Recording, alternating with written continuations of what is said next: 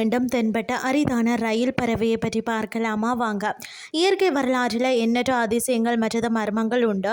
இவற்றை பற்றி ஆராயும் ஆர்வமுள்ளவர்கள் உலகம் முழுவதும் வலம் வருவாங்க.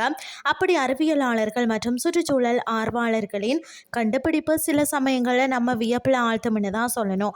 அப்படி ஒரு விஷயம்தான் கிட்டத்தட்ட அழிந்து விட்டதாக கருதப்பட்ட ஒரு பறவையின் வருகை. இது விஞ்ஞானிகளிடையே ஆச்சரியம் தந்துள்ளதாகவும் உலகம் உற்று கவனிக்கக்கூடிய மர்மமாகவும் உள்ளதாக கூறப்படுகிறது. பிரிட்டிஷ் நாட்டின் உலக புகழ்பெற்ற இயற்கை அறிவியலாளர் மற்றும் உயிரியல் விஞ்ஞானியான சார்லஸ் டார்வின் 1831 தொடக்கம் 1836 காலத்தில் பார்த்தீங்கன்னு சொன்னால் கப்பலில் உலக சுற்றி பயணம் செய்து பல்வேறு உயிரினங்கள் மற்றும் இயற்கை சூழல்களை ஆய்வு செய்து பல கண்டுபிடிப்புகளை உலகிற்கு அறிமுகப்படுத்தினாராம். அந்த வகையில் புளோரியானாவின் கலபகோஸ் தீவு கூட்டத்திற்கு அவர் 200 ஆண்டுகளுக்கு முன்பு சென்ற போதும் ஒரு பறவையை பார்த்து அதன் மாதிரியை பதிவு செய்தாராம். அங்கு இந்த பறவையை கண்டதாக பதிவு செய்த கடைசி நபர் அவரே ஆவார் என்றும் அதற்கு பிறகு 2 நூற்றாண்டுகளாக அது காணப்படாமலே போனதாகவும் இதனால் அந்த பறவை கிட்டத்தட்ட அழிந்து விட்டது என்று ஆய்வாளர்கள் நினைத்தனர். ஆனால் இப்போது பார்த்தீங்கன்னு சொன்னால் கலபகோஸ் ரயில் பறவை எனப்படும் அந்த பறவை மீண்டும் வருவதை காண முடிவதாக விஞ்ஞானிகள் வியப்புடன் கூறுகிறார்களா. புளோரியானாவை மீட்டெடுக்கும் அமைப்புகளில் ஒன்றான அதாவது ஐலேண்ட் கன்சர்வேஷன் நிறுவனத்தில் பணிபுரியும் ஒரு வனவிலங்கு கால்நடை மருத்துவரான பவுலா காஸ்டோனா கலபகோஸ் ரயில் பறவையை நான் சற்றும் எதிர்பார்க்கவில்லை.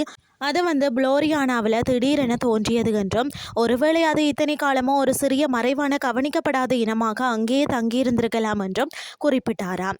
அதாவது கலபகோஸ் தீவு கூட்டத்தில் உள்ள மக்கள் வசிக்கும் இந்த சிறிய தீவில் இந்த பறவை அழிந்து விட்டதாக கருதப்பட்டாலும் கூச்ச சுபாவம் உள்ள ஏறக்குறைய பறக்க இயலாத இந்த பறவை மற்ற சில தீவுகளில் இன்னும் காணப்படுவதாகவும் சொல்லப்படுகிறது. இந்த ஆண்டு புளோரியானாவில் இருந்து எலிகள் மற்றும் காட்டுப்பூனைகள் அகற்றப்பட்ட பிறகு இந்த பறவை மீண்டும் அங்கு தோன்றி இயற்கை பாதுகாப்பு ஆர்வலர்களை ஆச்சரியத்தில் ஆழ்த்தியுள்ளதா. காணாமல் போன இந்த பறவை எப்படி திரும்பியது என்பது ஒரு மர்மமாகவே உள்ளது. குறிப்பாக ஆக்கிரமிப்பு வேட்டையாடிகளான எலிகள் பூனைகளின் அச்சுறுத்தலில் இருந்து விடுபட்ட கலாபகோஸ் பறவைகள் 200 ஆண்டுகளுக்கு பிறகு வியக்கத்தக்க அதாவது மீள் வருகை மற்றது புதுமை படைப்புகளை நிகழ்த்தி வருகின்றன தான் சொல்லணும். மேலும் கடந்த ஆண்டு வரை மிகவும் அரிதானவையாக கருதப்பட்ட இந்த உயிரினங்கள் தான் திடீரென பெருமளவில் பெருகி உள்ளன என்கின்றார்கள். கடந்த 2023 பிற்பகுதியில் 10 ஆண்டுகளாக தயாரிப்பு பணிகளுக்கு பிறகுதான் புளோரியானாவில் பார்த்தீங்கன்னா பூர்வீக சூழலியலை மீட்டெடுக்கும் திட்டத்தின் ஒரு பகுதியாக எலிகள் மற்றது காட்டுப்பூனைகள் முற்றிலுமாக அழிக்கப்படுவதை தொடர்ந்து 2025 எடுக்கப்பட்ட பறவை கணக்கெடுப்பில் முன்பு அரிதாக இருந்த அதாவது கலபகோஸ் புறாக்கள் மற்றது லாவா பல்லிகள் ஓணான்கள் கருப்பு அழகு குயில்கள் ஆகியவை இப்போது அடிக்கடி தென்படுவதாக சார்லஸ் டார்வின் அறக்கட்டளையின் ஆய்வாளர் பர்கிட் பெஸ்ல் தெரிவித்துள்ளார். மேலும் பார்த்தீங்கன்னு சொன்னால் அவர் ஆனால் மிகவும் உற்சாகமான கண்டுபிடிப்பு கலபகோஸ் ரயில் பறவையின் மீள் வருகை தான். இந்த பறவை பல நூற்றாண்டுகளாக புளோரியானாவில் பார்த்தீங்கன்னு சொன்னால் பதிவு செய்யப்படவில்லை.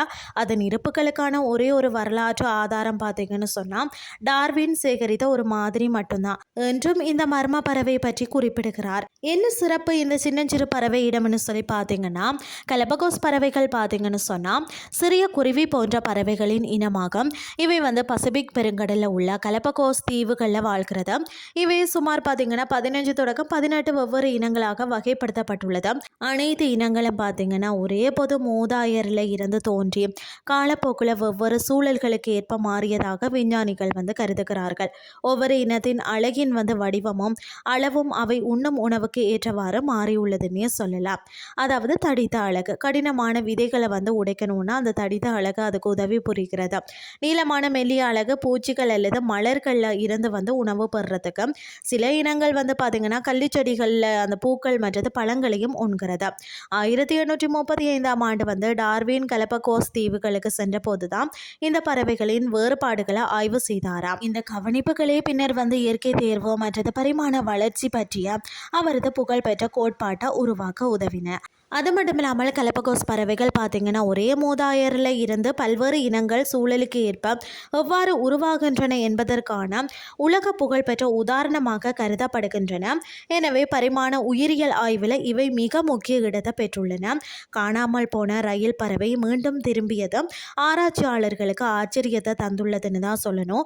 வேட்டையாடிகள் இல்லாத தற்போதைய சூழலில் மறைந்து போனதாக கருதப்படும் மேலும் பல உயிரினங்கள் வெளியில வரும் என அவர்கள் எதிர்பார்க்கிறார்கள்.